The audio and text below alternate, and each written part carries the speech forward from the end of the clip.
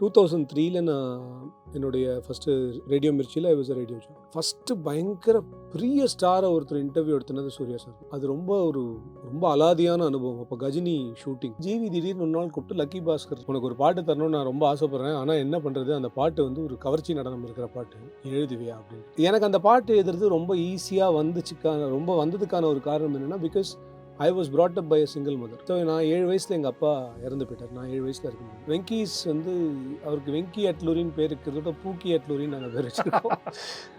Such a cute person. அந்த டைமில் தான் ராதிகா மேடமோட அம்மா தவறிட்டாங்க அப்படின்னு அந்த டைம்லேருந்து திருப்பி வந்து அவங்க நடிக்கிறாங்க அப்படின்னு சொன்னது. பட் இந்த பாட்டை கேட்கும்போது அவங்க ரொம்ப எமோஷ்னல் ஆகிட்டாங்க அப்படின்னு நான் கேள்விப்பட்டேன். விஸ்வநாத் சென்ஸ்க்கு என்னென்னா, இதே மாதிரி நான் ஃபஸ்ட்டு ஒரு சம்ம டியூன் ஒன்று அனுப்பிச்சாங்க, ரிடம்ஷன் சாங் அப்படின்னு. நானும் கண்ணாப்பின் இது வரைக்கும் யாருமே எழுத முடியாத பாட்டை நான் எழுதண்டா அப்படின்னு சொல்லிட்டு தெரிஞ்ச தமிழெல்லாம் யூஸ் பண்ணி, படித்த ஃபிலாசபிலாம் யூஸ் பண்ணி எழுதிட்டேன். அப்புறம் ரெக்கார்டிங்கே போகல. என்ன bro, I don't think that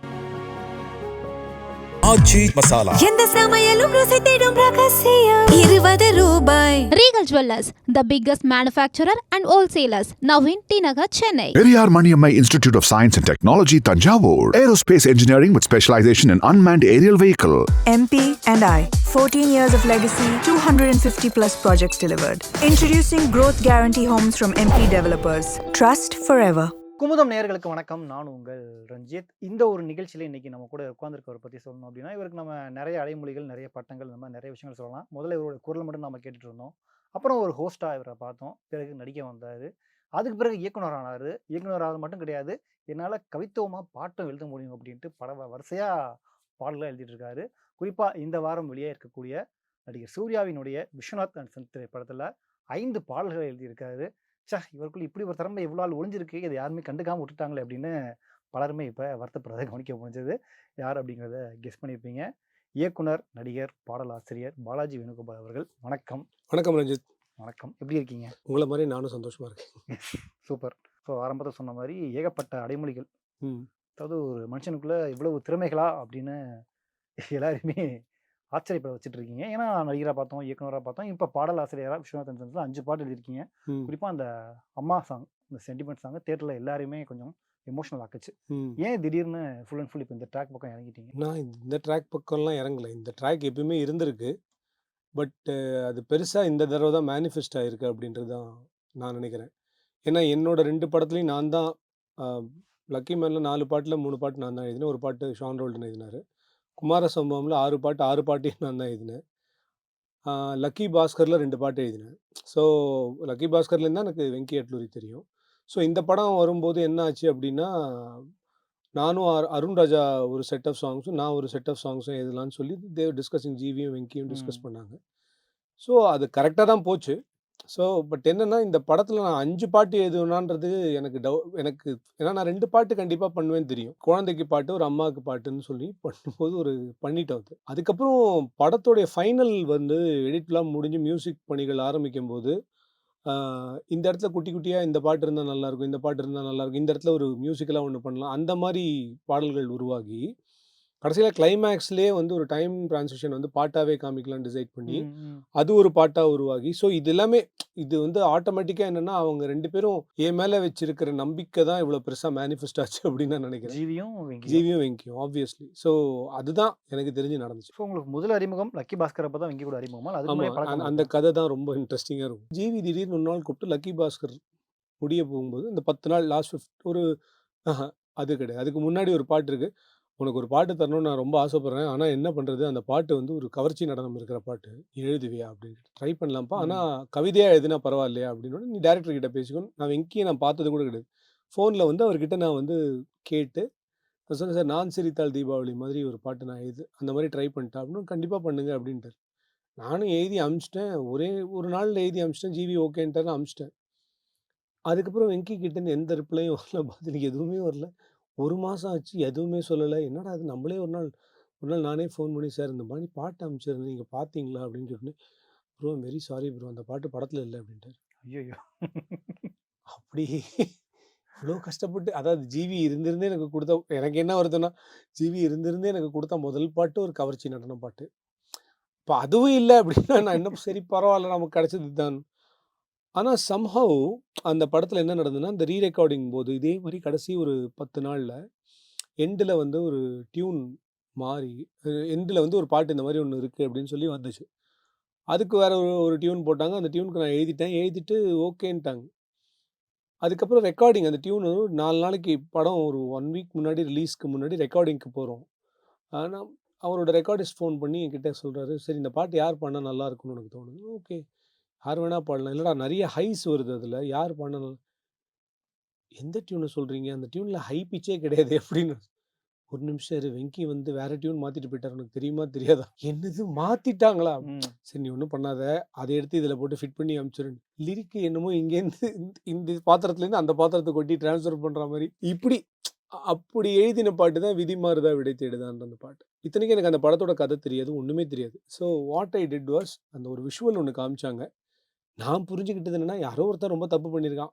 அவன் திருந்திட்டான். ம். ம். நாதஸ் திருந்திட்டான். அந்த அத மீட்டர் ஒன்லைனா அத வச்சுட்டு ஒன் லைனா வச்சு அந்த பாட்டு. ஆனா படம் பார்க்கும்போது தான் எனக்கு தெரிஞ்சது, லக்கி பாஸ்கர் அதாவது பயங்கர ஸ்ட்ரோக் ஆஃப் லக். நான் அந்த மாரி லிரிக் எதுன்னு மேட்ச் ஆயிடுச்சு. ஓகே நான் எதுவுமே பண்ணல. அது மேட்ச் ஆயிடுச்சு. ஸோ இது எப்படிதான் இது நடந்தது. இதே தான் வந்து இதுக்கும் நடந்துச்சு. நம்ப விஸ்வநாதன் சென்ஸ்ல. விஸ்வநாதன் சென்ஸ்க்கு என்னன்னா, இதே மாரி நான் ஃபர்ஸ்ட் ஒரு செம்ம டியூன் ஒண்ணு அனுப்பிச்சாங்க. ரிடெம்ப்ஷன் சாங் அப்படின்னு. நானும் கண்ணா பின்னான்னு இது வரைக்கும் யாருமே எழுத முடியாத பாட்ட நான் எழுதுறேன்டா அப்படின்னு சொல்லிட்டு தெரிஞ்ச தமிழெல்லாம் யூஸ் பண்ணி படிச்ச ஃபிலாசபிலாம் யூஸ் பண்ணி எழுதிட்டேன். அப்புறம் ரெக்கார்டிங்கே போல. என்ன bro I don't think that tune is there in the film right now. மறுபடியும் முதல்ல இருந்து அப்படின்னு இப்படி தான் இருந்தது. அப்புறம் எனக்கு புரிஞ்சுது வெங்கி நான் முதல்ல எதை எதுனாலும் ஃபர்ஸ்ட் சாமி கூட்டுருவாரு. அப்புறம் தான் எனக்கு கொடுப்பாரு அப்படின்னு. பட் இந்த படத்துல என்னன்னா அடுத்தது தான் அந்த அம்மா பாட்டு எழுதணும். So second song that they gave me was technically அதான் நான் எழுதின ஃபர்ஸ்ட் பாட்டு ரெக்கார்ட் பண்ணது. அந்த பாட்டு எழுதும்போது ஒரே அட்வான்டேஜ் என்னன்னா, எனக்கு இந்த படத்தோட வசனங்கள்லயும் நான் இருந்தேன் ம். கொஞ்சம். ம். ஸோ வெங்கி ஒரு 2, 3 டேஸ் நான் ஹைதராபாத் போயிட்டு, அவர் எழுதிட்டாரு ஏற்கனவே. அங்க விஜயகுமார்னு ஒரு நல்ல ரைட்டர். அவர் கூடவே வெங்கி சார் டீம்லயே இருக்காரு. அவரும் ரொம்ப நல்லா சூப்பரா எழுதியிருந்தாங்க. ஸோ அத கொஞ்சம் அந்த நெறிப்படுத்துற வேலை இருக்குல்ல, இது இந்த சென்ஸ்ல இருக்கு. இது இன்னும் கொஞ்சம் கம்மியா இருக்கலாம். இது கொஞ்சம் ஜாஸ்தி பண்ணலாம். அந்த வேலை தான் நான் பண்ணேன். அப்படி பண்ணும்போது அவர்கிட்ட என்ன ஒரு விஷயம்னா, எத வேணா ஓப்பனா பேசலாம். அது ஹி ரெஸ்பெக்ட்ஸ். எடுத்துப்பாரு. ஈகோ பார்க்க மாட்டாரு. அது ரொம்ப அதனால தான் அந்த உயரம்ன்றேன் நான். ம். ம். ஸோ யார் நல்ல ஐடியா சொன்னாலும் அத வெல்கம் பண்றது. யார் டேலண்டடா இருந்தாலும் அவங்கள பத்தி வெளில பேசுறது. ஸோ வெங்கீஸ் வந்து அவருக்கு வெங்கி அட்லூரின்னு பேர் இருக்கிறத விட பூக்கி அட்லூரின்னு நாங்க பேர் வச்சிருக்கோம். Such a cute person. அது எப்படி எப்படி எனக்கு எப்படின்னா ஒரு மனுஷன் வந்து தான் கடந்து வர எல்லாரும் ஒரு மனுஷனை பிடிக்குதுன்னு சொல்றாங்கன்னு வச்சுக்கோங்களேன். இப்போ அந்த மனுஷன் எப்படி இருப்பான்னு ஒண்ணு இருக்குல்ல. நான் தான் அவர்கிட்ட சொல்லணும்னு நினைப்பேன். எல்லாருக்கும் உன்னை பிடிக்குதுன்னா, ஒண்ணு நீ ஐஸ்கிரீமா தான் இருக்கணும் அப்படின்னு சொல்லணும்னு எனக்கு ஆசை. ஆனா such a nice person. But அவன இப்ப ரீசென்ட்டா அவர் வந்து இந்த சூர்யா சார் கால்ல விழுந்தது மிகப்பெரிய வைரல் ஆச்சு. ஆமாமா. அவர் படத்துக்காக பண்றாரு அப்படின்னு சில கான்ட்ரோவர்சியெல்லாம் வந்துச்சு. சத்தியமா கிடையாது. ஏன்னா எனக்கு எனக்கு நல்லா தெரியும். ஓகே வெங்கி இதுதான். வெங்கி வந்து அந்த ஒரு அந்த குழந்தைத்தனமான ஒரு அன்பு இருக்கும் தெரியுமா? அந்த அந்த ஒரு அன்புல வந்து அடிச்சுக்கவே முடியாது வெங்கி. ஏன்னா சூர்யா சார் அப்படி நீங்க ரொம்ப ஈஸியா சூர்யா சார் எவ்ளோ பேர பார்த்துருப்பாரு. அவருடைய சினிமா எக்ஸ்பீரியன்ஸ் எவ்வளோ இருக்கும். எத்தனை மனிதர்கள கிராஸ் பண்ணிருப்பாரு. பட் சூர்யா சார் வந்து தோள்ல கை போட்டு பேசின டைரக்டர் நீங்க யாராவது பார்த்துருக்கீங்களா? எத்தனை மேடை ரொம்ப ரேர். ஓகே. வெங்கி அவர் இருக அணைச்சுக்கிட்டு பேசினார் பார்த்தீங்களா? அதுதான் வெங்கியோடைய கிளாஸ். ஸோ அந்த மனிதன் வந்து மனமாவே ஒரு மனிதன் வாழ்ந்து கொண்டிருக்கிறான்றது வெங்கி தான் நான் பார்த்த வரைக்கும். ஸோ இந்த அம்மா பாட்டுக்கு வரும்போது, அது எனக்கு அந்த பாட்டு எழுதுறது வந்து ஜிவி டியூன் போட்டாரு. எனக்கு அந்த டியூன் ரொம்ப ஹார்டா இருந்தது. ஸோ அப்ப நான் என்ன சொன்னேன் அப்படின்னா, நம்ப ஏன் வந்து இருக்கிற வரைக்கும் அம்மா தூங்கிட்டாங்களான்னு அம்மா தூங்கினதுக்கப்புறம் எட்டி பார்க்குற ஒரு பையன், அந்த அம்மா இறந்ததுக்கப்புறம், அந்த அம்மாக்கு எனக்கு நீ பல தடவ தாலாட்டு பாடியிருக்க. உனக்கு நான் வந்து லாஸ்ட்டா நான் ஒரு தாலாட்டு பாடுறேன்ற மாரி இருந்தா எப்படி இருக்கும் அப்படின்னு. உடனே டப்புன்னு 2 பேருக்கும் ஸ்பார்க் ஆச்சு. அப்ப அப்படியே போயிடலாம் அப்படின்னு சொல்லிட்டு, அப்படியே எத ஆரம்பிச்சது தான் ஆரிராரோ ஆரிரோ, அன்பு நதியே ஆரிரோ, அன்னை தூங்க பாடுவேனோ அந்தி தாலாட்டு. எனக்கு அந்த பாட்டு எழுதுறது ரொம்ப ஈஸியா ரொம்ப வந்ததுக்கான ஒரு காரணம் என்னன்னா, because I was brought up by a single mother. So நான் 7 வயசுல எங்க அப்பா இறந்து போயிட்டார். நான் 7 வயசுல இருக்கும்போது. ஸோ அதனால இட் இஸ் ஆல்வேஸ் எனக்கு அந்த அம்மா எப்படி என்ன வளர்த்துருப்பாங்கன்ற இந்த ஃபீலிங் எனக்கு வந்து ரொம்ப ஈஸி. ஸ்டோரியோடயே உங்களுக்கு கனெக்ட் பண்ணிக்கிட்டீங்க. எனக்கு ரொம்ப ஈஸியா ஆ. வந்துருச்சு அது. ஸோ அது என்னடான்னா படம் வந்ததுக்கப்புறம் எல்லாரும் ஐயோ! அந்த பாட்டுனா எனக்கு விமர்சகர்கள் சில பேர்லாம் மெசேஜ் அனுப்பிச்சாங்க. ரொம்ப அந்த பாட்டும்போது நான் கண் கலங்கிட்டேன் அப்படின்னு. எப்பயுமே ஒரு பாடல் அமையும்போது என்ன ஆகும்னா, பின்னணி இசை இருக்கும், எல்லாமே இருக்கும். அத பாடுறவங்க ரொம்ப அழகா பாடுவாங்க. பட் சம்டைம்ஸ் என்ன ஆகும்னா, அந்த விஷுவல்ல அந்த பின்னணி இசை கொஞ்சம் ஜாஸ்தியா மெர்ஜ் ஆயி பாடல் வரிகள் கேட்காம வரிகள் போயிடும். கேட்காம போயிடும். இந்த பாட்டுக்கு வெங்கி என்ன பண்ணாரு அப்படின்னா, ஃபர்ஸ்ட் இந்த பாட்ட ஒரு குழந்தைய பாட வச்சாரு. இங்க தியேட்டர்ல கேட்ட பாட்டு ஒரு சின்ன பையன் பாடுன பாட்டு. I think his name is Mithran செண்பகராஜ்னு நினைக்கிறேன். So okay. அவனும் கிருஷாங் இவங்க 2 பேரும் சேர்ந்து தான் பாடியிருந்தாங்கன்னு நினைக்கிறேன். அந்த பையன் அதாவது அவர் என்ன ஃபீல் பண்றாருன்னா, சூர்யாக்குள்ள இருந்த அந்த குழந்தை பாடிச்சு அப்படின்னு. அதுதான். அந்த குழந்தை பாடும்போது என்ன ஆகுதுன்னா, ஒரு செகண்ட் உங்களோட கவனம் வந்து இந்த ஸ்க்ரீன விட்டு வெளியே போகாது. ஃபர்ஸ்ட் விஷயம். நெக்ஸ்ட் பின்னணி இசை கிடையாது. வெறும் கார்ட்ஸ் மட்டும் தான் இருக்கும். ஆமா. பீட்ஸ் கிடையாது. பயங்கரமா வந்து ஏதோ அதாவது உங்கள அப்படியே அதிர வைக்கிற மாதிரியோ, இல்லாட்டி நெறைய ஆர்கெஸ்ட்ரேஷன்ஸ் அதெல்லாம் இல்லவே இல்ல. ஸோ என்னன்னா, அந்த வரிகள் ரொம்ப தெளிவா பார்க்குறவங்களுக்கு கேட்குற மாரி இருந்தது. அதுதான் லக்குன்னா, அது என்னோட லக்கு. ஸோ அது ஒண்ணா. அதுக்கப்புறம் இன்னொன்னு என்னன்னா, அதுல ரொம்ப முக்கியமா நான் எந்த வரி வந்து காலத்துக்கும் நிக்கிற மாரி இருக்கணும்னு நான் எழுதின வரி என்னன்னா அதுல, "உலகம் எப்போதும் நன்றி எதிர்பார்க்கும். உறவுகள் கூட உரிமை எதிர்பார்க்கும். தாய்மை ஒன்றை தான் தனித்துவமாகும். தீயில் வேகும் வரை தன்னை தந்துதான் போகும்." இதுக்கு மேல ஒரு அம்மாவ என்னால டிஸ்கிரைப் பண்ண முடியும். அந்த அந்த பர்ட்டிகுலர் 4 லைனுக்கு மட்டும் என்னன்னா, அந்த பாட்டு நின்று ஸ்லோவா வந்து கொஞ்ச நேரம் டைம் எடுத்து சூர்யா சார் அம்மா ரூம்குள்ள போவாரு. அங்கேருந்து அவர் பெர்ஃபார்ம் பண்ண ஆரம்பிப்பாரு. அந்த பெர்ஃபார்மன்ஸ் மேல இந்த லைன் வரும். இது மேஜிக்கா? இது எனக்கு எப்படி சொல்றதுன்னு தெரியல. அது எப்படி அது அங்க கரெக்ட்டா பிளேஸ் ஆச்சு? அது எப்படி அந்த இடத்துல வெங்கி பிளேஸ் பண்ணாரு? இப்பவும் சொல்றேன். இல்ல இப்ப நீங்க சொல்லும்போது நான் தியேட்டர்ல இருந்து அந்த மொமெண்ட் எனக்கு ஞாபகத்துக்கு வருது. ம். பின் ட்ராப் சைலண்ட் தியேட்டரே. அப்படி இருக்கும். ஓகே. ஸோ அது என்னன்னா, perfect amalgamation of great performance, great direction, great music and a proper lyric. I am not telling great lyric. It's a proper proper lyric. ஏன்னா, I never consider myself as a great lyricist. Because I have seen the greats. Surya சாருடைய reaction என்னவா இருந்தது? எனக்கு சூர்யா சார்ன்னு இல்ல. பேசிக்கா இந்த பாட்ட எடுக்கும்போது, இந்த பாட்ட போட்டு தான் எடுத்திருக்காங்க. ஸோ அப்ப ஐ திங்க் அந்த டைம்ல தான் ராதிகா மேடமோட அம்மா தவறிட்டாங்க அப்படின்னு அந்த அந்த டைம்லேருந்து திருப்பி வந்து அவங்க நடிக்கிறாங்க அப்படின்ற மாரி. பட் இந்த பாட்ட கேட்கும்போது அவங்க ரொம்ப எமோஷனல் ஆயிட்டாங்க அப்படின்னு நான் கேள்விப்பட்டேன். ஏன்னா டெக்னிக்கலி பாட்டு அவங்களுக்கு இருந்த ரியல் லைஃப் சிச்சுவேஷன். ஆனா அங்க இருந்த நெறைய க்ரூ மெம்பர்ஸ் சில தமிழர்கள் ஏன்னா இது ஹைதராபாத்ல எடுத்த பாட்டு. சில தமிழர்கள் வந்து இந்த க்ரூல இருந்திருக்காங்க. ஸோ அவங்க வந்து பர்சனலாவே அந்த கோ டைரக்டர் ஒருத்தர் எனக்கு மெசேஜ் பண்ணார். சார் இந்த மாதிரி ஒரு லிரிக் நான் பார்த்ததே இல்லை சார் மெசேஜ் அனுப்பிச்சாரு. அது எனக்கு ஒரு பெரிய கிரெடிட்டா நான் நினைக்கிறேன். பட் என்னைக்காவது ஒரு நாள் இந்த பாட்டை நான் விஷுவலா பார்த்தபோது நிஜமாவே நான் ஃபர்ஸ்ட் டைம் வந்து நான் எழுதினதெல்லாம் தாண்டி நான் கண் கலங்கிட்டேன் ஒரு செகண்ட். மேபி இந்த பாட்டு உங்களுக்கு இன்னும் இது மாதிரி என்ன டஃப்பான ஒரு பாட்டு கொடுத்தாலும் நான் எழுத முடியும் அப்படின்னு அந்த மாதிரி கொடுத்திருக்கும். நம்பிக்கை கொடுக்கும். ஸோ அது அந்த நம்பிக்கை எனக்கு கொடுக்கறத விட சில இயக்குனர்களுக்கும் சில மியூசிக் டைரக்டர்ஸ்க்கும் சில நடிகர்களுக்கும் கிடைச்சதுன்னா மோஸ்ட் வெல்கம். கண்டிப்பா எழுதலாம். அது ஒண்ணும் எழுத முடியாதுன்றதுலாம் கிடையாது. என்கிட்ட அவங்க வரதுக்கு முன்னாடி நான் தயாரா இருக்கேன் அப்படின்ற ஒரு திங்கிங் எனக்கு கொடுத்ததுக்கு அந்த பாட்டு ரொம்ப முக்கிய முக்கியம். காரணம். சூர்யா சார் பத்தி பேசிட்டு இருந்தோம். ம். ஆக்சுவலா சூர்யா சாருக்கும் உங்களுக்குமான பழக்கம் முன்னாடி இருந்ததா இல்ல இந்த படம் தானா? சொல்றேன். சூர்யா சார் ஒரு 2003ல நான் என்னுடைய ஃபர்ஸ்ட்டு ரேடியோ மிர்ச்சில I was a radio jock. நான் ஃபர்ஸ்ட்டு பயங்கர பெரிய ஸ்டார ஒருத்தர் இன்டர்வியூ எடுத்தனது சூர்யா சார். அது ரொம்ப அலாதியான அனுபவம். அப்போ கஜினி ஷூட்டிங். சார் இன்டர்வியூக்கு வராங்க அப்படின்னோடனே, ஸோ நைட் தான் வருவார் அப்படின்னோடனே, ஸோ நான் போய் முதல்வன் அர்ஜுன் மாதிரி அப்படி போட்டு கண்ணாடிலாம் போட்டு கேள்விலாம் கேட்டுட்டு சொல்லுங்க அந்த படம் நடிக்கும்போது நேருக்கு நேர் நடிக்கும்போது உங்கள் அனுபவம் எப்படி இருந்தது? அப்படி நானே என்ன திட்டிப்பேன். இந்த கேள்வியெல்லாம் ஏற்கனவே கேட்டிருப்பாங்க. அதெல்லாம் கேவலமாக இருக்குடா. இப்படியே நானே போயிட்டு ஏதோ ஒன்று கொஸ்டின் பேப்பர்லாம் பார்த்து இதெல்லாம் நானே எழுதி முடிச்சிட்டேன். இப்போ சூர்யா சார் வந்து ஐ திங்க் ஒரு 8:30க்கு அவர் வரேன்னு சொல்லியிருந்தார். நான் கரெக்டாக கன்சோலில் உட்காந்துட்ருக்கேன். நான் பின் ட்ராப் சைலன்ஸ். நான் மட்டும் இருக்கேன் ஸ்டூடியோவில். ரொம்ப அமைதியாக இருக்கேன். எனக்கா எப்படின்னு தெரில. பிகாஸ் நான் வந்து ரொம்ப பக்கத்தில் சூர்யாவை பார்க்க போகிறேன்ற அந்த ஒரு ஃபீலிங் எனக்கு இருக்குது. அவர் என்கிட்ட ஃபஸ்ட்டு அவருக்கு கண்டிப்பாக அது ஞாபகம் இருக்காது. அவர் ஃபஸ்ட்டு என்கிட்ட சொன்ன வார்த்தை வந்து I am sorry I made you wait அப்படின்னாரு. இத்தனைக்கு என்ன விஷயம்னா அவர் வர வேண்டியது 8:30க்கு. என் ஸ்டூடியோவில் கிளாக் இருக்கும். அவர் வந்தது 8:35க்கு. இந்த 5 நிமிஷத்துக்கு I am sorry I made you வெயிட்னு ஒரு இதுதான் the first impression that he gave. அந்த வார்த்தை தான் அந்த மனிதனுடைய அந்த குணத்துக்கு ஒரு ரிஃப்ளெக்ஷன். ஸோ அந்த இன்டர்வியூ சூப்பரா போச்சு. அந்த இன்டர்வியூ முடியும்போது அவர் இப்படி கால இப்படி சுத்திக்கிட்டே இருந்தாரு.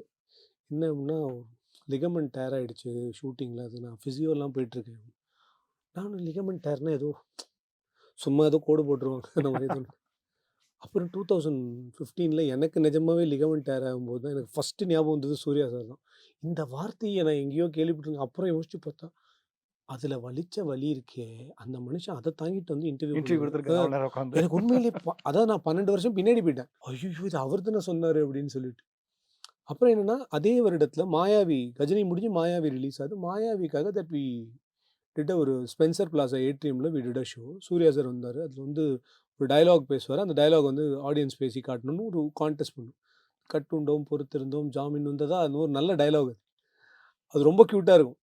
சூர்யா சார் வந்து அத யார் கரெக்ட்டா பண்றாங்களோ அவங்களுக்கு பிரைஸ் இந்த மாரி ஏதோ ஒண்ணு. ஒரு சின்ன ஈவென்ட் அது. But it went on so well. Full Spencer plaza. அதுவும் கஜினி முடிஞ்சு மாயாவி வருது. தென் இமேஜின். எப்படி இருந்ததுன்னா, ரோமன் கலோசியம்லாம் இருக்கும் தெரியுமா? ஆமா. அந்த மாரி கிளாடியேட்டர் மாரி நான் நின்னுட்டு இருக்கேன். எங்க பார்த்தாலும் ஆளுங்கடா.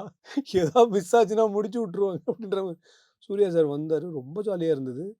ஒரு 1/2 an hour we spend some time. கலக்கிட்டாரு நிஜமா. அவர் சாமருங்க அவரு சும்மா. அவர் ஸ்டேஜ்ல வந்தாலே that people really get so happy to see him. சில பேர் சிரிச்சா வந்து எப்படி இருக்குன்னா, உலகத்துல எல்லாமே கரெக்ட்டா போயிட்டு இருக்கு போல இருக்கு. அந்த மாரி ஒரு சிரிப்பு வருது. ஸோ நான் வந்து ஜாலியா பேசினேன். அவர் வந்து சும்மா தட்டி கொடுத்து, "உனக்கு என்ன தோணுது கேளு பார்த்துக்கலாம்." இப்படி தான் போச்சு. ஸோ ப்ரோகிராம் முடிஞ்சது. சூர்யா சார வந்து ஸ்பென்சர்லேருந்து வெளில கூட்டிட்டு போனோம். அதுதான் நாங்க எடுத்த மிகப்பெரிய டாஸ்க். ஓகே. இத்தனைக்கும் ஒரு 50லேருந்து ஒரு 75 அடி தான் இருக்கும் அந்த பாத்வே. அதில பிழிஞ்சு பஞ்சாமிர்தமாகி அவர் காருக்கு நாங்க கொண்டு போய் சேர்த்து, நான், மிர்ச்சி, செந்தில் எல்லாருமே. 20 இயர்ஸ்க்கு முன்னாடி அதாவது அவ்வளோ கிரேஸ் அவருக்கு. அது பன்மடங்கா இருக்கு இப்போ. அவர் காருக்குள்ள இத்தனைக்கும் அப்போ வந்து செக்யூரிட்டி இருந்து everyone where there. Okay. But அந்த காருக்கு போனதுக்கப்புறம் நாங்க எங்க கார்ல ஏறிட்டோம். ஏறி நாங்கெல்லாம் அப்பாடான்னு போயிட்டுருக்கோம். Within 10 minutes he calls one of அவர் கலீக்ஸ். ஓகே. ஸ்பீக்கர்ல போட்டுட்டுல, "ஏய் நீங்கலாம் சேஃபாயா? உங்களுக்குலாம் ஒண்ணும் ஆகலல்ல? யாரோ கையெல்லாம் பிடிச்சி இழுத்தாங்களே, நீங்கலாம் பரவாயில்லையா?" ஃபர்ஸ்ட் வார்த்தை அது. இப்போ சூர்யா சாரும் வீட ரீச் பண்ணல. நாங்களும் வீட ஆஃபீஸ ரீச் பண்ணல. பட் அந்த யோசிக்கிறாரு அந்த விஷயத்த. "நீ சேஃபா இருக்கியா? உனக்கு ஓகேவா?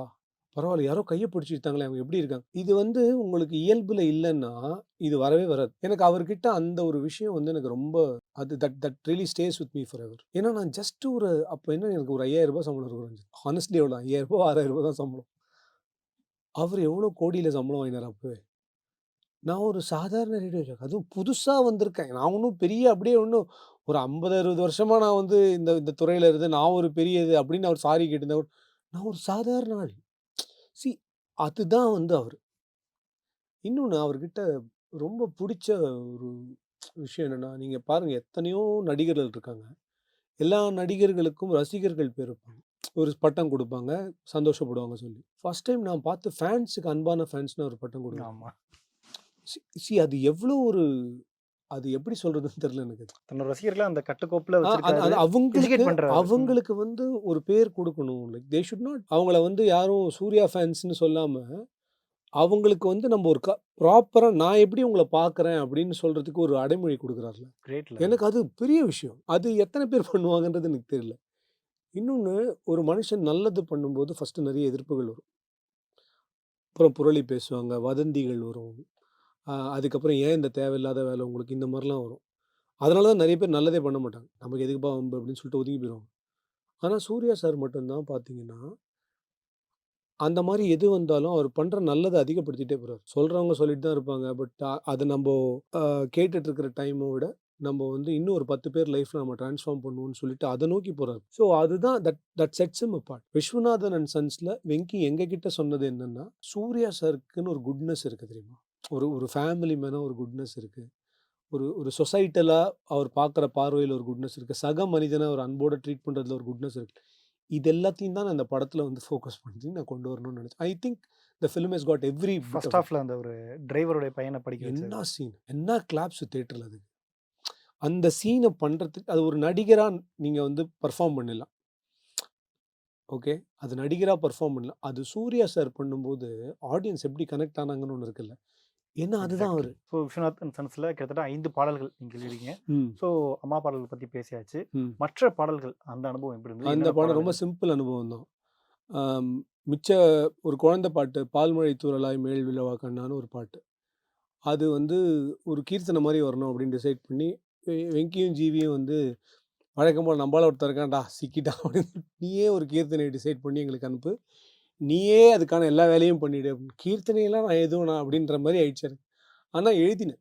ஸோ ம். பால்மழை தூறலாய் மேல் விழவா கண்ணா, மாசறு பொன்னா மகிழ்ந்திரு கண்ணான்னு சொல்லிட்டு எழுதிட்டு, அந்த பாட்டுல என்ன பியூட்டின்னா, வானவர் வாழ்த்திட வரமொன்று தந்திட வேள்விகளின்றி வந்தனையோ கண்ணா அப்படின்னு ஒரு லைன். அந்த குழந்தை ஒரு சரகேட் குழந்தை. ஸோ அந்த காலத்துல ஸ்பாய்லர் பண்ணிட்டீங்களே. ஆ? ஸ்பாய்லர் பண்ணிட்டீங்களே. இல்ல ஆப்வியஸ்லி எல்லாருக்கும் கதை படம் பார்த்துட்டாங்க. சரி, ஓகே. கதை தெரியுமே எல்லாருக்கும். ஸோ அது ஒரு சரகேட் பேபி. ஸோ வேள்விகளின்றி வந்தனையோ கண்ணா, இட்ஸ் பிகம் அன் ஈஸி ப்ராசஸ்ன்றது இருக்கு இல்லையா? ம். தாய்முகம் நான் அறியேன் யார் அவளோ என்று கேள்விகள் கேட்பினையோ கண்ணான்னு ஒரு லைன். ஏன்னா அவங்க பாட்டிக்கு அவங்க அம்மா யாருன்னு தெரியாது அந்த தெரியாது. டைம்ல. அதே மாதிரி அந்த லைன்ல பார்த்தா விளையாட நீ கேட்டால் வான்நிலவை கூட வாங்கி தரும் தந்தை உண்டடா கண்ணா அப்படின்றது அவங்க அப்பா அவ்வளோ பெரிய பணக்கார். இது எல்லாமே அந்த பாட்டில் வரும். ஆனால் படத்தில் வந்து ஒரு ஜஸ்ட் ஒரு 5 லைன் தான் இருக்கும் பிகாஸ் ஆஃப் அந்த நேரமின்மை காரணமாக. பட் ஃபுல் பாட்டு நீங்கள் சோஷியல் மீடியா பிளாட்ஃபார்ம்ஸ் எல்லாத்துலேயுமே இருக்குது. That's one of the best programme songs by GV. GV and team hmm. பின்னிட்டாங்க அந்த பாட்டு. ஸோ அது ஒன்று. அதுக்கப்புறம் என்னென்னா ஒரு ஒரு சின்ன ஒன் சைட் லவ்லேயே ஒரு பிரேக்கப். ஒன் சைட் லவ்வே பிரேக்கப் தான். அந்த ஒன் சைட் லவ்லேயே ஒரு பிரேக்கப்பில் வந்து ஒரு பாட்டு அப்படின்னோடனே, அப்போ நான் ரொம்ப வருஷத்துக்கு முன்னாடி எழுதின ஒரு கவிதையை வந்து யூஸ் பண்ணோம். ஏனோ மழை நின்று போனதே மீண்டும் குடை தூறல் தேடுதே, ஒரு வானமும் கிடைத்ததே சிறு பறவைதான் பறக்க, மழை மேகமோ அதை தடுக்குதே இந்த வலியை யார் சுமக்க, விதியின் பயணம் இனிதாய் இருக்க இறங்கும் வழியில் இதயம் கனக்க, ஜன்னல் திறந்தேன் காற்றை ரசிக்க புயலாய் வருதே யார் போய் தடுக்க அப்படின்னு. ஓகே. இது எழுதும்போது நடந்த மேஜிக் என்னன்னா, இந்த கடைசி லைன் வந்து எனக்கு மாட்டல. மிச்சம் எல்லாம் நான் ஏற்கனவே ஒரு மாதிரி முடிச்சிட்டீங்க. முடிச்சிட்டேன். அந்த பாட்டு 15 மினிட்ஸ்ல எழுதணும். ஜிவி இப்படி இப்படி வாசிச்சுட்டு ஓகே அவ்வளோ இப்படி ஒரு லைன் போட்டுக்கோ, அவர் பாட்டு சொல்லிட்டு போயிடுவாரு. ஓகே. ஆனால் அதுக்கப்புறம் திருப்பி அதுக்கான ஒரு ப்ராசஸ் இருக்குல்ல, என்ன விஷுவலுக்கு கரெக்டாக இருக்கணும். எனக்கு ஆன் மமிதாஸ் ஃபேஸ் அதை நீங்கள் கண்ணே எடுக்க முடியாது. அந்த மாதிரி அவளோட அந்த மமிதாவோட எக்ஸ்பிரஷனுக்கு அந்த வேர்ட்ஸ் கரெக்டாக இருக்கும். ஸோ அது ரொம்ப கஷ்டமான ஒரு சுச்சுவேஷன் வேறு. அதுக்கு வந்து பயங்கர ஹெவி வேர்ட்ஸ் யூஸ் பண்ண முடியாது. ஸோ எழுதிட்டேன்.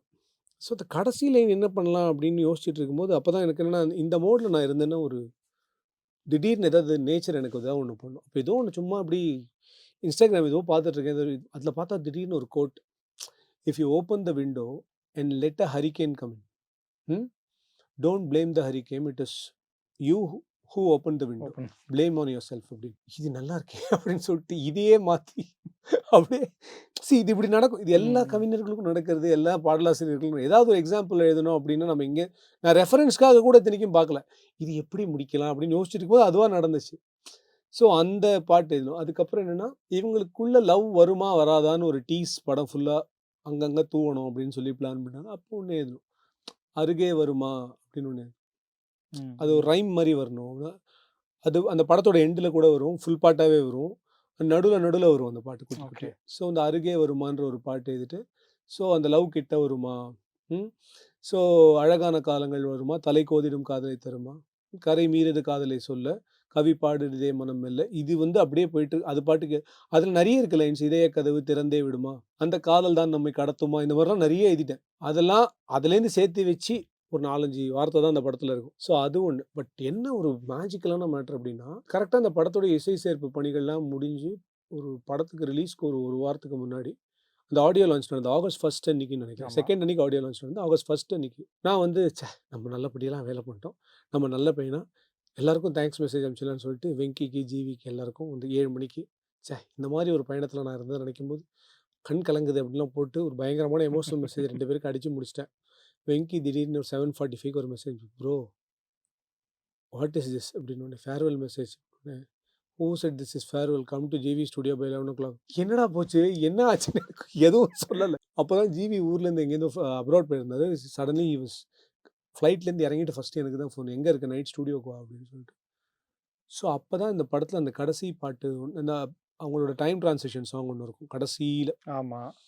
அந்த பாட்டு வந்து போட்டு அவன் ஜிவி வாசிக்கிறாரு, வெங்கி சொல்கிறாரு, நான் நைட்டு 11:30 அரை தூக்கத்தில், அதான் கடைசியில் தான் அவங்க லவ் பாட்டு இருக்கு, அதுவே போதுமிட்டு இது வேறு பாட்டுடா, கம்ப்ளீட்டாக டியூன் எல்லாமே வேறு, கொஞ்சம் எந்திரி அப்படின்னு சொல்லிட்டு ஒரு 2 to 3 ஹவர்ஸில் அந்த பாட்டு வந்து எழுதணும். அன்றைக்கி ரெக்கார்டிங் அதை பண்ணணும். பண்ணாதான் அதை விஷுவலில் வச்சு பார்த்து சரியா இல்லையான்னு, because we don't have time. நான் இருந்த டெட்லைனுக்குள்ளே அந்த பாட்டை முடிக்கணும் அப்படின்னா எந்த வாய்ஸ் அதுக்கு எடுத்தால் சரியாக இருக்கும், அந்த மாதிரியான ஜட்ஜ்மெண்ட்லாம் நம்ம வரத்துக்கு மினிமம் ஒரு 3-4 நாள் தேவைப்படும். அதுக்கு லிரிக்கை முடிச்சே ஆகணும். நான் இங்கே தமிழில் முடித்தா தான் தெலுங்கில் ஒருத்தர் முடிப்பார். ஓகே. ஸோ அந்த லெவலுக்கு ஒரு ப்ரெஷரில் இருந்த பாட்டு அது. ஸோ அதுக்கு நாங்கள் ஒரு லைன் எழுதினோம். ஒரு மாதிரி பிறையே பிறையே ஒளிரும் பிறையே அன்பின் சுடரில் நிறையும் மறையன்னு போட்டு நான் ஒன்று எழுதி ஒரு மாதிரி பண்ணிட்டேன். வரிகள் வந்து கொஞ்சம் ஓல்டராக இருக்குது, புது ஆடியன்ஸ்க்கு அது ரெசனேட் பண்ணுவாங்களான்னு தெரியலன்னு ஒரு ஃபீட்பேக் வந்த உடனே ஸோ அப்போ என்ன பண்ணோம், உயிரே உயிரே உடையாதிரு நீ, உருகும் பனியே நதியாகிடு நீ, அப்புறம் வந்து இந்த மாதிரி தொடரும் கதையே தொலையாதிரு நீ, விலகும் இரவே விடையாகிடு நீ அப்படின்னு. ஸோ அதில் வந்து என்னென்னா, அதில் பியூட்டி என்னென்னா, அந்த படத்தோட என்டையர் கதையை ஒரே லைனில் சொல்லும். அதனால தான் அந்த லைன், வானை விட்டு சூரியன் நீங்கிடுமா, விண்மீன் ஒன்று அறியாமல் ஏங்குதுமா அப்படின்னு. அந்த பாட்டை பார்க்கும்போது அந்த லைன் அதுதான் பியூட்டி. என்னன்னா, வெங்கி மாதிரி டைரக்டர்ஸ்க்கு லிரிக்கை எப்படி யூஸ் பண்ணணும் அப்படின்றதுல எந்த இடத்துல யூஸ் பண்ணணும்னு தெரியும். ஸோ அதனால ஒரு இடத்துல வெங்கி வந்து அந்த லைனை மட்டும் வித்தவுட் மியூசிக் யூஸ் பண்ணார். அதுதான் அதுதான் மேஜிக்ன்றது. அதுதான். So we all believe in that last minute magic. Kumara Sambhavam கூட அந்த லாஸ்ட் மினிட் மேஜிக்கில் நிறைய பண்ணும். அது ஒரு கிரியேட்டராக இருக்கிறவங்களுக்கு அது கண்டிப்பாக ஓப்பன் டு ஃபீட்பேக்ஸாக இருந்தோம் அப்படின்னா, நான் சொல்கிறதுக்கு எந்த விதத்துலையும் நான் இது பண்ணல. நம்ம ரொம்ப பிரபல ரிவ்யூவர் கார்த்திக் கிருஷ்ணா இருக்கார் இல்லையா, அவர் வந்து குமார சம்பவம் எல்லாருக்கும் முன்னாடி நான் அவருக்கு போட்டு காமிச்சு, கார்த்திக் கிருஷ்ணா சொல்லி நான் அந்த படத்தில் ஒரு 3 minutes கட் பண்ணேன். ஓகே, அது அண்ட் ஆல்சோ மியூசிக்கலாக he gave some lovely inputs.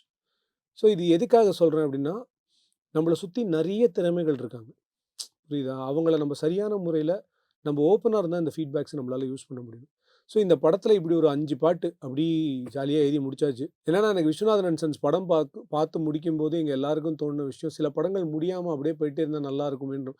அந்த படம் அந்த மாதிரி இருக்கும். ஐயோ எங்கள் ஃபேமிலி, ஐயோ சரி நம்மளும் இருந்திருக்கலாம், எவ்வளோ அழகாக இருக்காங்க, எவ்வளோ நல்லா இருக்கு, அந்த குழந்தை எவ்வளோ அழகு, சூர்யா சார் எப்படி இருக்கார், மமிதா எவ்வளோ இருக்கு, இப்படி தான் போயிட்டுருக்கே தவிர இல்லை ஐயோ இந்த படம் முடிஞ்சிருச்சுன்ற ஒரு ஃபீலிங், இந்த எண்டுன்னு போட்டுறாதையா ப்ளீஸ்யான்னு சொல்லி அந்த மாதிரி நாங்கள் வந்து we had that request. But எங்கேயோ ஒரு இடத்துல என் மேலே ஒரு சின்ன அடையாளம் விழுறதுக்கு மறுபடியும் எனக்கு இந்த படம் என்ன கொடுத்துச்சுன்னா, இதுக்கு தனிப்பட்ட நன்றி நான் ஜிவி சாருக்கு தான் சொல்லுவேன். ஏன்னா அந்த குமார சம்பவம் எனக்கு கொடுத்த ப்ரெஷரோ, அந்த மனவலியில் நான் கிட்டத்தட்ட ஒரு 4-5 மாதம் ரொம்ப ஒரு இறுக்கமான மனிதனாக நான் இருந்தபோது, ஜிவி தான் என்னை கூப்பிட்டு இதெல்லாம் பண்ணுன்னு சொல்லிட்டு, அதுக்கப்புறம் then he started giving me இருமுடின்னு ஒரு படம் வருது, இருமுடி கட்டுன்னு. அந்த படத்தில் நான் 3 பாட்டு எழுதியிருக்கேன். ஒரு 3 பாட்டு எழுதியிருக்கேன். ஸோ அதுக்கப்புறம் ஆகாசம் லோகத்தாரான்னு ஒரு துல்கர் சார் படம் ஒன்று வருது, அதனுடைய தமிழ் பாடல்கள்லாம் நான் தான் எழுதுறேன். So many things are through him. அது என்னென்னா, ஜிவி வந்து எப்படின்னா பாலாஜி கொடுக்கணுமே அப்படின்றதுக்கு, அது ஜிவி சொன்னது தான் எனக்கு ரொம்ப பிடிச்சிருந்தது. நான் உனக்கு கொடுக்கணுமே அப்படின்றதுக்காக கொடுக்கலப்பா, அதை நீ முதல்ல புரிஞ்சுக்கோ. நான் எனக்கு நீ ரொம்ப கிரியேட்டிவ்னு தெரியும், நீ பண்ணால் அது கரெக்டாக வரும்னு தெரியும். ஆனால் இப்போ எப்படி இருக்குன்னா, நான் உன் பேரை சொல்கிறதுக்கு முன்னாடி நான் ஒர்க் பண்ணுற டைரக்டர்ஸ் உன் பேரை சொல்கிறாங்க. நான் இதை தான் எதிர்பார்த்தேன், எனக்கு இதுதான் எனக்கு பெருமை அப்படின்றது. ஸோ அதனால் ஜிவியோட அந்த அந்த அந்த name GV Prakash Kumar, if he hasn't happened in my life, நான் ஒரு டைரக்டராக இன்ஃபேக்ட் எனக்கு ரொம்ப ஆசை என்னென்னா, நான் ரசிக்கிற ஜிவி வந்து நான் ஜிவி வீட்டில் பார்த்துருக்கேன், என் கூட பழகும்போது பார்த்துருக்கேன், எங்கள் ஃப்ரெண்ட்ஸ் சர்க்கிளில் வந்து ஹவு ஜிவி வில் பீன்றது எங்களுக்கு தெரியும். அந்த ஜிவி இப்போ வரைக்கும் ஜிவி நடிக்கிற படங்களில் கம்மியாக தான் தெரியுறாரு. ஓகே, அந்த ஜிவி வந்து ஒரு கிட்டத்தட்ட ஒரு 100 வாட்ஸ் பல்பு மாதிரி டப்புன்னு இருக்கும். அந்த ஜிவியை நான் ஏதாவது ஒரு படத்தில் வந்து டைரக்ட் பண்ணணும்னு நான் ரொம்ப ஆசைப்பட்றேன். அது கண்டிப்பாக நடக்கும். அவ்வளோதான். இல்லை, கண்டிப்பாக நடக்கும். அது நாங்கள் ஏற்கனவே அதுக்கான வேலைகளில் இருக்கோம். சூப்பர். ஸோ அதுவும் நடக்கும். அண்ட் மோரோவர் நான் அடுத்தது ஒரு பெரிய ஒரு கதை ஒன்று ஜிவி கிட்ட சொல்லும்போது, இந்த நடிகருக்கு இந்த கதை பண்ணுன்னு சொல்கிற அந்த ஒரு பக்குவமும் ஜிவிக்கு இருக்குது. நீ யார்கிட்ட சொன்னாலும் நான் அந்த படத்துக்கு மியூசிக் பண்ணேன் தைரியமாக சொல்லுன்னு அந்த ஸ்பேஸ் இருக்குல்ல ஜிவி கிட்ட, அது அந்த மாதிரி அவ்வளோ உரிமை அவர் எனக்கு தரணும்னு அவசியமே கிடையாது. சூப்பர். நிறைய விஷயங்கள் பேசியாச்சு. ஆகட்டும், சூர்யா சார், பாடலாசிரியர் முறை பயணம், நிறைய விஷயம் பேசியாச்சு. இறுதியாக ஒரு கேள்வி. நாங்கள் பார்த்த, ரசித்த, கொண்டாடின ஒரு இயக்குனர் பாலாஜி. லக்கிமேன் ஆகட்டும் ஒரு நல்ல திரைப்படம், எல்லாருமே பாராட்டினாங்க. குமார் சம்பவம் நல்ல திரைப்படம். அன்ஃபார்ச்சுனேட்லி தேட்டர் கிடைக்காதனால ரஞ்சித் தன்னுடைய மனைவி குழந்தைங்களோடலாம் பார்த்தார் வந்து. ஆமாம். ஸோ தேட்டர் கிடைக்காதனால அந்த படம் இன்னும் ஓடிடியில் ரிலீஸ் ஆகலை. இயக்குனரா அடுத்த படம் எப்போ அப்படின்ட்டு எல்லாருக்குமே ஒரு கேள்வி இருக்குது உங்களுடைய படம். அந்த கேள்வி எனக்கே இருக்கு. ஆனா, அதுக்கு முன்னாடி நான் சில விஷயங்கள் நான் சொல்லணும்னு நினைக்கிறேன், இந்த நிகழ்ச்சியின் மூலமா. சின்ன படங்களுக்கு தியேட்டர் கிடைக்கிறதோ, ஓடிடில ஸ்பேஸ் கிடைக்கிறதோ, இதுக்கான ஒரு வரைமுறை அப்படின்றது எங்கேயாவது ஒரு இடத்துல வரணும் அப்படின்றது தான் என்ன மாரி இருக்கிறவங்களுடைய ஒரு வேண்டுகோள். ஏன்னா, நாங்க எடுத்த உடனே எல்லாருக்கும் பெரிய படம் எடுக்கிறதுக்கான வாய்ப்புகள் கிடைக்கிறது கிடையாது. ஸோ, அந்த சின்ன படமும் ரொம்ப கஷ்டப்பட்டு அ பல போராட்டங்களுக்கு அப்புறம் தான் ஒரு படத்த தியேட்டருக்கே கொண்டு வர முடியுது. ஸோ, அந்த மாதிரி படங்களுக்கு நல்ல வரவேற்பு கிடைத்த ஒரு நல்ல விமர்சனங்கள் கிடைத்த ஒரு படத்திற்கு திரையரங்குகள் ஏன் கிடைக்காம போகுதுன்றதுக்கான கேள்வி வந்து எப்பயுமே இருந்துட்டு தான் இருக்கு. பட் அதை விட ரொம்ப வலிக்கிற விஷயம் என்னன்னா, சரி அட்லீஸ்ட் இந்த மாதிரி படங்களுக்கு ஓடிடியில் ஒரு வாய்ப்பு இருக்குது அப்படின்னும்போது, ஸோ நாங்கள் பண்ண ஒர்க் வந்து வெளியில் தெரியறதுக்கான வாய்ப்பும், அதுக்கு அந்த வாய்ப்பாவது அட்லீஸ்ட் இருக்கணும். அந்த வாய்ப்பும் இல்லை. ஸோ இப்போது போன செப்டம்பர் 12th ரிலீஸ் ஆச்சு. As we talk we are in the August of the year. So next month இருக்கும். நான் இன்னும் அந்த படம் எடுத்து 1 year ஆகுது. ஓகே, அதில் ரொம்ப கஷ்டப்பட்டு அசிஸ்டன்ட் டைரக்டர் ஒன்றும் இல்லை, அண்ணா இதுக்கு நிஜமாக நம்ம குமார சம்பவம்னு பேர் வச்சுக்கு பதிலாக துயர சம்பவம்னு பேர் வச்சிடலாம், அந்த மாதிரி ஆயிடுச்சு. எனக்கு ரொம்ப வருத்தப்பட்டு சொன்னான். நான் ஒன்றே தான் சொன்னேன், அப்படி கிடையாதுடா, விளையாட்டாக கூட நீ சொல்லாத அப்படி. இது நம்மளோட உழைப்பு மட்டும் கிடையாது, ஒரு ப்ரொடியூசருடைய இன்வெஸ்ட்மெண்ட்டும் கூட. அவருடைய நெருக்கடி நமக்கு என்னன்றது தெரியாது. அவர் சம்டைம்ஸ் சில பிஸ்னஸ் டெசிஷன்ஸ் எடுக்கும்போது தவறும். அவர் அப்போ இருந்த மைண்ட் செட்டுக்கு எடுத்த ஒரு பிஸ்னஸ் டெசிஷன் மேபி தப்பாக இருக்கலாம். பட் அதுக்காக that doesn't make someone wrong. Okay, but இந்த குறுகிய காலத்தில் எங்களுக்கு நடந்த விஷயம், இந்த குறுகிய காலத்தில் நெடிய காலத்தில் நடந்த ஒரு விஷயம் கிட்டத்தட்ட 1 வருஷம் ஓடி போச்சு. நான் நிறைய பேர்கிட்ட கதை சொல்லியிருக்கேன், அவங்களுக்கு பிடிச்சிருக்கு, they're in follow ups and all. But நான் நெக்ஸ்ட் டைம் படம் பண்ணணும்னு நான் டிசைட் பண்ணிட்டேன் அப்படின்னா, அதுக்கான வேலையெல்லாம் பண்ணிவிட்டேன். நான் கதைகள் எழுதிட்டேன், பீப்புளை மீட் பண்ணுறேன், கதைகள் சொல்கிறேன், everything is happening. But I want to go with 100% confidence that இது வியாபாரம், வர்த்தகம் எல்லாத்தையும் அந்த பாக்ஸ் எல்லாம் டிக் பண்ணிட்டு இந்த தேட்டருக்கு வருது சேஃபான விஷயம். இல்லாட்டி என்ன ஆயிடுதுன்னா, நான் மட்டும் இல்லை, என்னை நம்பி வந்த தொழில்நுட்ப கலைஞர்கள் எல்லாருடைய நல்ல நடிகர்களுடைய எதிர்காலம் இது எல்லாமே வந்து I am putting them into a back seat. So இதை வந்து இது என் ப்ரொடியூசருக்கு தெரியாமலும் கிடையாது. ஆனால் அவர் இருக்கக்கூடிய சூழ்நிலையில் அவர் நம்பின சில விஷயங்கள் நடக்காததுனால, ஸோ அவர் இப்போ வந்து அடுத்த ஆல்டர்னேட் என்னன்றதை யோசிக்கிறதுக்கான ஸ்பேஸில் இருக்கார். ஸோ ஒரு டெசிஷன் தப்பாக போச்சுன்னா ஒரு சினிமாவில் பல டெசிஷன் தப்பாக போகுன்றதுக்கு இந்த படம் எங்களுக்கு கொடுத்த படிப்பினை இருக்குல்ல, இந்த படிப்பினையை கற்றுக்கிட்டு திருப்பி நம்ம இந்த தவறுகள் நடக்காத ஒரு படம் பண்ணோம் அப்படின்னு நான் நினைக்கிறேன். ஏன்னா எனக்கு இந்த ரத்தம் தெறிக்க பயங்கர அதிர்ச்சியான ஒரு இசையை கொடுத்து ஆடியன்ஸோட டொப்போமைனை எப்போ பாரு ஹிட் பண்ணிக்கிட்டே இருக்கிற மாதிரி படங்கள் வந்து எனக்கு பண்ண வர்றாரு. அது ஃபிலிம் மேக்கிங் அப்படின்ற அது வந்து ஒரு தனி ஜான்ரு. அது ஏன்னா டாரண்டினோ படம்லாம் அப்படி தான். இன்னைக்கு கில்பில் மாதிரி ஒரு படம் வந்து நீங்கள் ஒரு ஸ்டேஜில் வந்து அந்த படத்தில் கொலை ரொம்ப சாதாரணமாயிடும். அதாவது அப்படி எடுத்துட்டாங்க, வெஸ்டர்னில் கொலையே கலையாக மாற்றிட்டாங்க. ஸோ வித்தியாசம் எப்படிலாம் இப்போ எப்படி உமா தர்மன் கொலை பண்ணுவாங்க அப்படி பார்க்க ஆரம்பிச்சிட்டாங்க எல்லாரும். இது எங்கேயோ ஒரு இடத்துல என்ன நடக்குதுன்னா, இந்த மாதிரி படங்கள் சமூகத்தில் வரும்போது இப்போ அந்த படம் எடுக்கிறவங்க இருக்காங்க இல்லையா, ஸோ அவங்க சார்ந்த யாராவது ஒருத்தர் இந்த மாதிரியான விஷயங்களில் ஈடுபட்டாங்கன்னா அவங்க எப்படி ரியாக்ட் பண்ணுவாங்கன்னு ஒன்று இருக்குல்ல, அந்த ஒரு சமூக பொறுப்பு கொஞ்சம் இருக்கலாமோ அப்படின்னு எனக்கு தோணுது. சூப்பர். தொடர்ந்து எங்கிட்டே இருங்க. பாடலாசிரியராகவும் சரி, இயக்குனராகவும் சரி, நடிகராகவும் சரி, தொடர்ந்து உங்கள் ஸ்க்ரீனில் பார்க்க ஆசைப்பட்றோம். ஸோ உங்களுடைய நேரத்தை செலவிட்டு இவ்வளோ நேரம் நிறைய விஷயம் ஷேர் பண்ணிக்கிட்டதுக்கு ரொம்ப நன்றி. ரொம்ப நன்றி. குமுதம்க்கும் என்னுடைய நன்றி. ரஞ்சித், தயவு செஞ்சு இந்த படத்தை நீங்கள் எல்லாரும் சேர்ந்து போய் பார்த்து மிகப்பெரிய வெற்றி படமாக்குங்கன்றது மட்டும்தான் என்னுடைய ஒரே வேண்டுகோள். படக்குழுவினர் சார்பாக ஒரு லிரிசிஸ்டாக நான் கேட்டுக்கிறேன். ரொம்ப நன்றி. தேங்க்யூ ரஞ்சித். ஆச்சி மசாலா. எந்த சமையலும் ருசி தேடும் ரகசியம் 20 ரூபாய். Regal Jewellers, the biggest manufacturer and wholesalers, now in T Nagar, Chennai. Periyar Maniammai Institute of Science and Technology, Tanjavur. Aerospace engineering with specialization in unmanned aerial vehicle.